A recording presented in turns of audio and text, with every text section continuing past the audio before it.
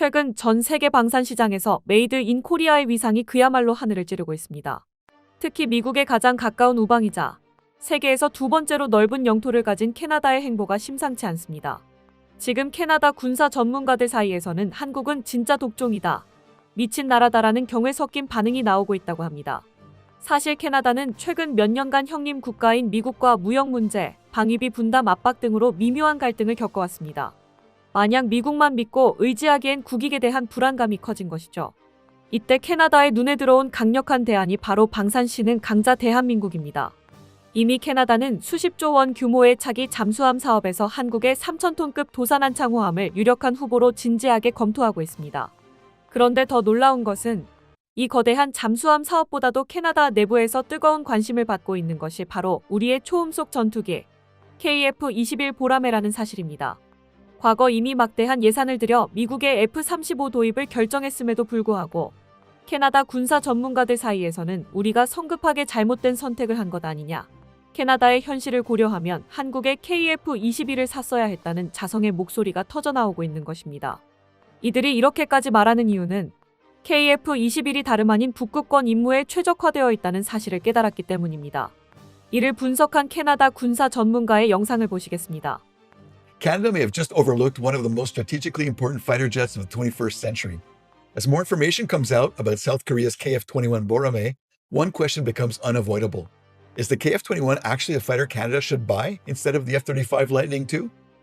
In this episode, we'll take a deep look at the aircraft itself, how it compares to the F-35 Saab Gripen E, why it looks so much like the F-22 Raptor, and whether it aligns better with Canada's real defense priorities like Arctic sovereignty, NORAD obligations, and long-range interception missions. Canada doesn't use fighter jets the same way the United States does. We aren't planning deep penetration stealth strikes over enemy territory, and we aren't preparing for carrier-based operations across the globe. The overwhelming majority of Canadian fighter missions involve long-range Arctic patrols, NORAD interception of Russian bombers, sovereignty flights over remote regions, escort missions, air policing duties for NATO, and supporting search and rescue coordination.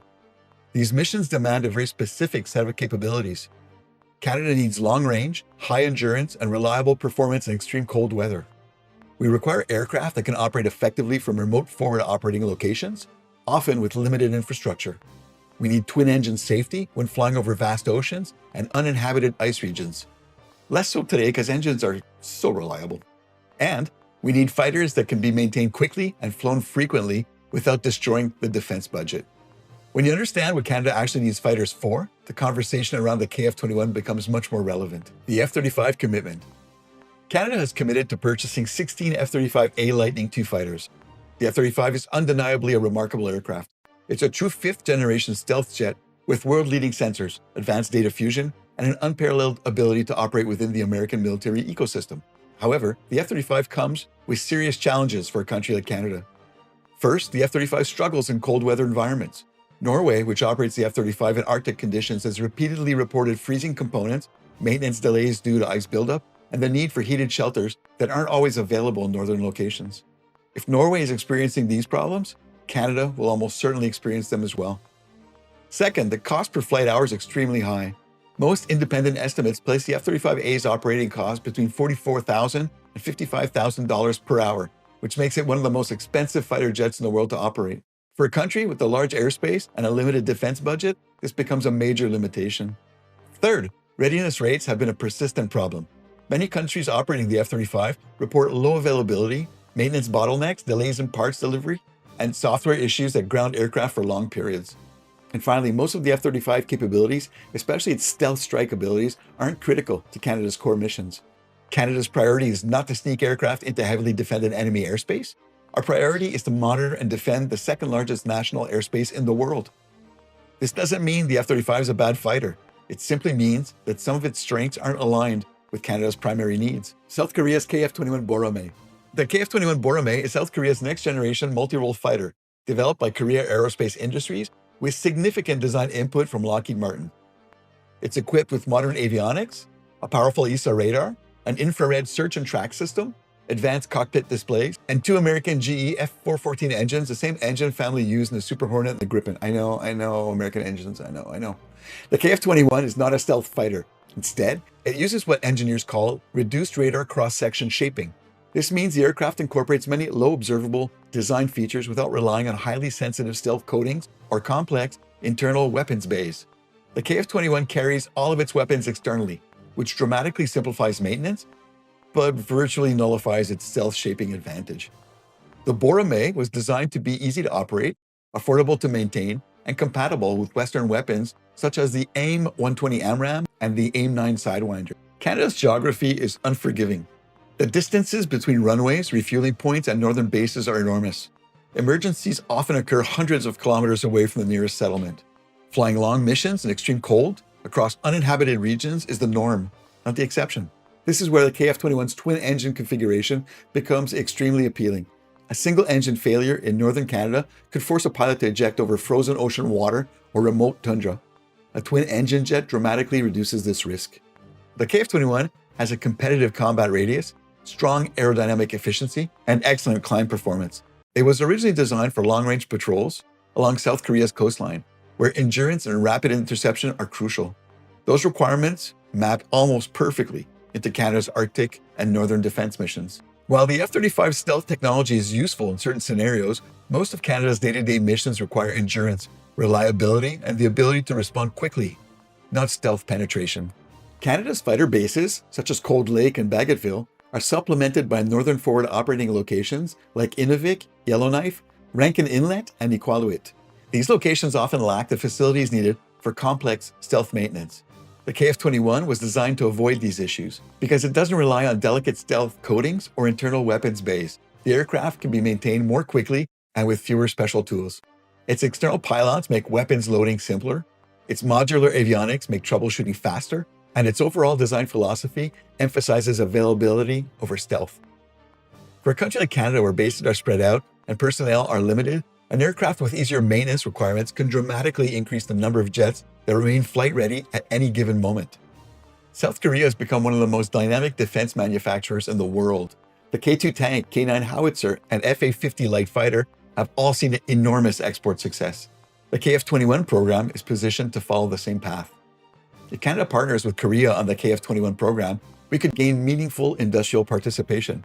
This could include manufacturing components, integrating avionics, servicing engines, hosting maintenance hubs, producing software upgrades, and even helping develop future variants. This type of industrial involvement hasn't been available to Canada since the days of the Avro Aero program or early Bombardier era.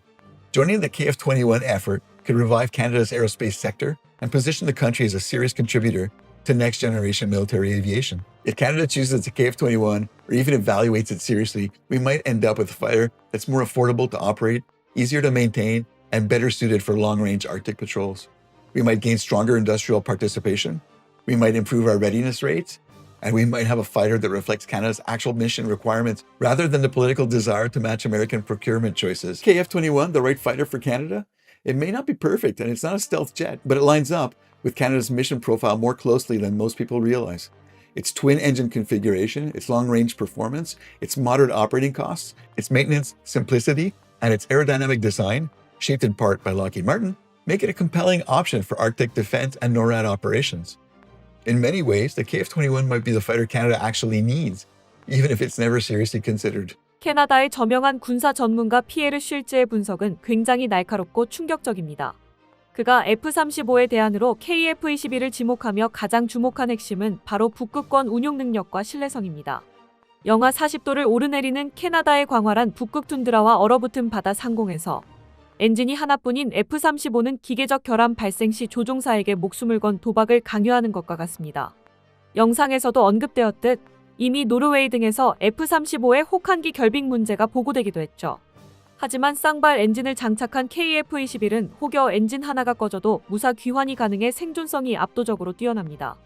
대한민국 개발진들은 KF-21의 완벽한 성능 검증을 위해 역대급 한파가 몰아치던 올겨울에도 살을 애는 칼바람을 맞으며 시험 비행을 강행에 끝마쳤습니다. 이에 더해 지상 결빙 테스트도 보란듯이 성공적으로 마치며 KF-21이 그 어떤 냉동고 같은 환경에서도 완벽하게 작전을 수행할 수 있다는 것을 전 세계에 제 손으로 증명해낸 것입니다. 캐나다 전문가가 혀를 내두를 수밖에 없는 K방산의 도끼와 기술력이죠. 이 영상은 시사하는 바가 매우 큽니다.